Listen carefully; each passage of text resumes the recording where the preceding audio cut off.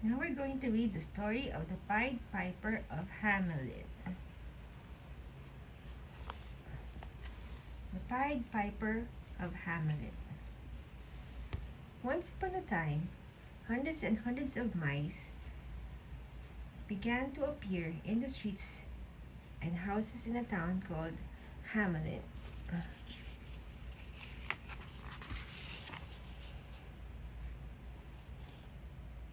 The mice were very hungry and they ate almost anything.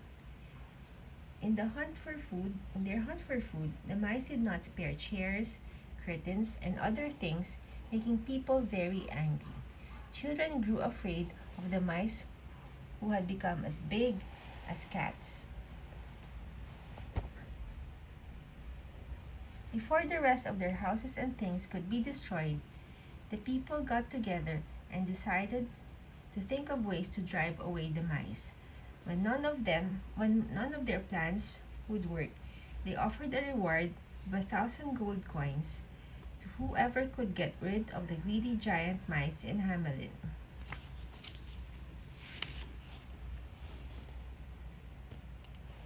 Look, many came to the village and tried to drive away the mice.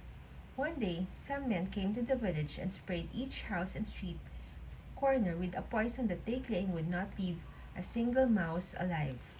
The spray created a big cloud of dust that made everyone's eyes sting and had them coughing and coughing. Nothing happened to the mice.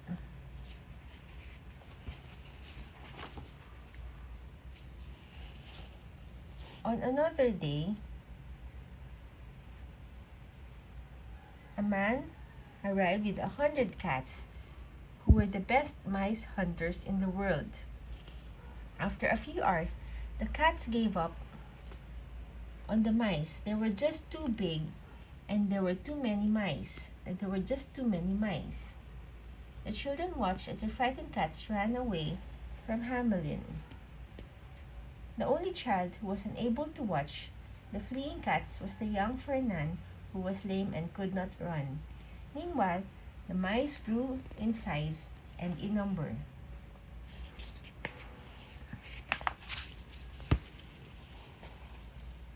Just as the people of Hamelin were getting desperate and helpless, a funny young man appeared.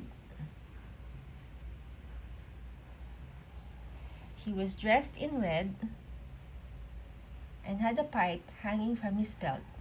As the villagers gathered around waiting to hear him play some songs, he said, I have come to take away the mice. As soon as he started playing his pipe, thousands and thousands of giant mice came out of the houses and their hiding places.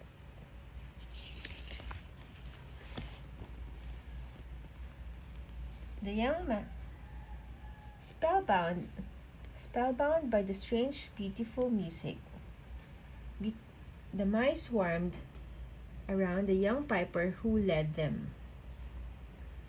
The young man played on and on as more and more mice joined the long march to the river, where thousands and thousands of them jumped in and were carried away by the strong currents.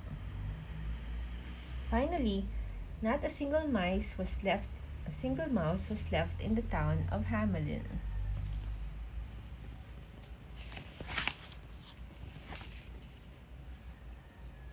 The mayor paid 5 golden coins to the piper and said, "All you have done is played a pipe. We cannot give you 1,000 coins for that." The piper got angry and threw the coins to the ground. He told them that they would be sorry for having broken their promise. That night, while the whole town slept, the strange but beautiful music of a pipe awoke the children of Hamelin.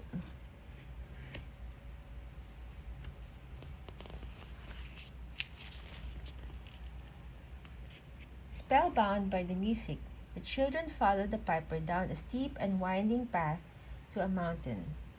The piper led them to a huge cave. When all the children were inside the cave, he closed the cave door with a rock. All the children of Hamelin were locked in a cave But for the lame Fernand, who was too weak to climb the steep path up the mountain.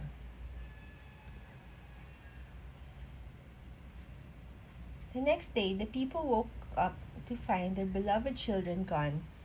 Fernand led them to the mountain and the cave where they rescued the cold and hungry children.